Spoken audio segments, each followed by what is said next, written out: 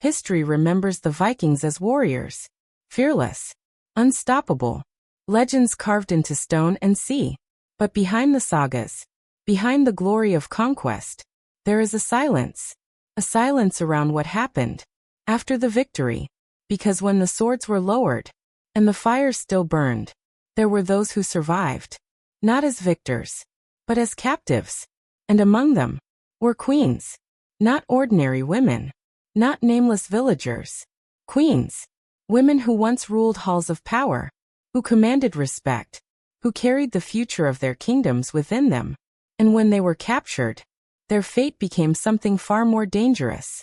Because a queen was not just a prisoner. She was a symbol. And if she was pregnant, she was something even more valuable. Or more threatening. Because inside her was the next ruler. The next heir. The next war waiting to happen. When Viking forces attacked a kingdom, they didn't just aim to destroy. They aimed to control. To reshape power. To erase enemies. And replace them. If a king fell in battle, the war was not over. Because his bloodline could still survive. In his queen. In her unborn child. That child represented a future rebellion. A claim to the throne. A reason for the defeated people to rise again.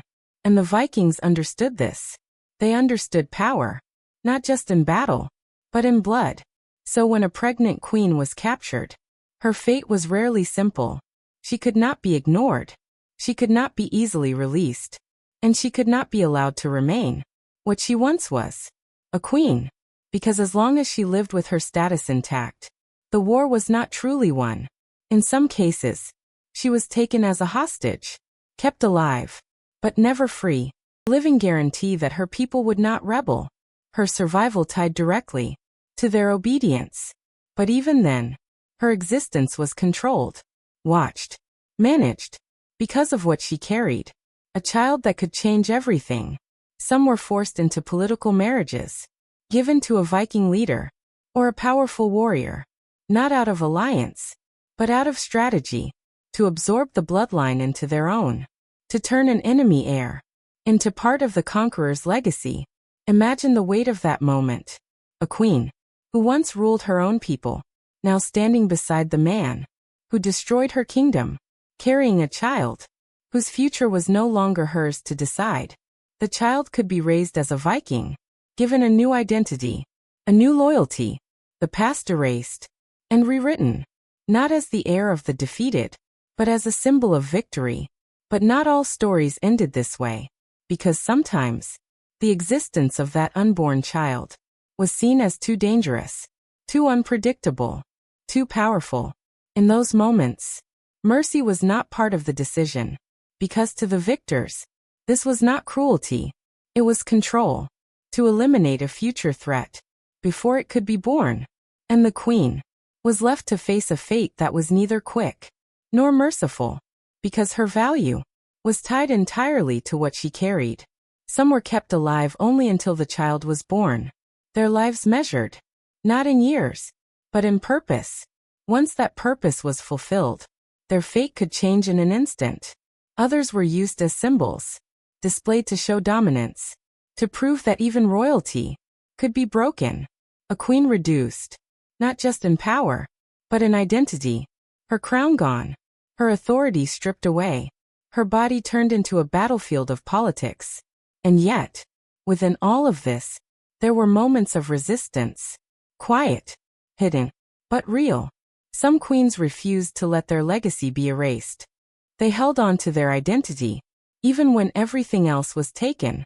They whispered their language to their children, told stories of their homeland, passed on names, secrets, memories, small acts of defiance, in a world that demanded silence.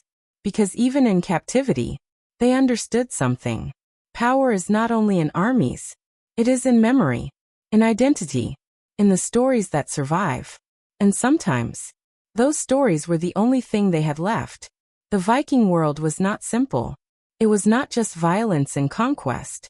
It was strategy, calculation, and understanding that power could be shaped, not just by killing enemies, but by controlling what remained.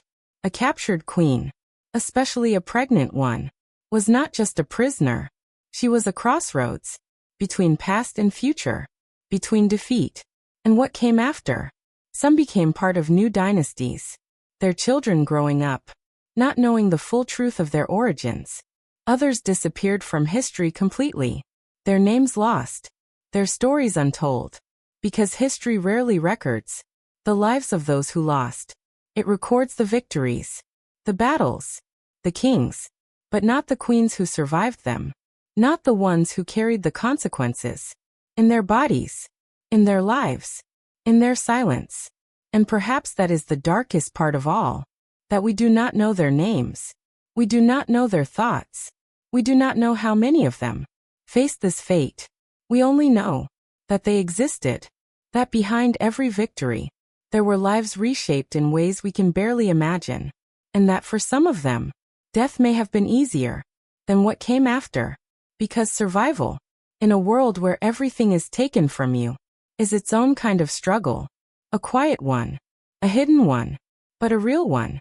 So the next time history speaks of conquest, of glory, of victory, remember this: there were stories that were never told, lives that were never recorded, and among them, the queens who lost everything, but were forced to keep living, carrying not just a child, but the weight of a broken world.